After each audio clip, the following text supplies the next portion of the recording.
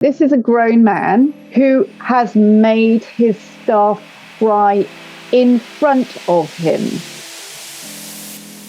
People who've been in the club for 20 years and never been managed, and we all know people like that, they get away with murder. I mean, why wouldn't they? They've never had any consequences to their actions. I had a phone call today with a non-client. He's got an issue with his clubhouse manager, who is also a chef.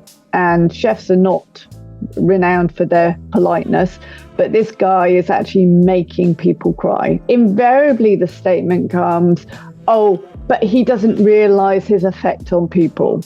It's like, okay, but this is a grown man, 40-odd, who has made his staff cry in front of him.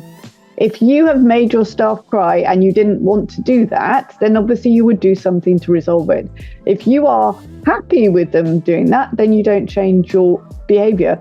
But you cannot claim that you didn't know that they were going to cry or that they haven't cried if they're doing it in front of you and you're to say, oh, well, he doesn't realise. Yes, he does. Everybody else realises. And I'm going to say, you never hear that statement about females. It's never, oh, she didn't realise the impact. It's always, she did that deliberately. And with men, it's like, oh, they don't realise. It's like they're 40 years old. And, you know, I thought men were in charge of everything. So you'd think they'd sort of kind of work out what they're supposed to say or not say. And if he's choosing to make people cry, he needs to go. Thanks for watching. If you want a free peace of mind call with us to discuss your policies, handbook, and any burning staff issues in your business, click the link in the description below.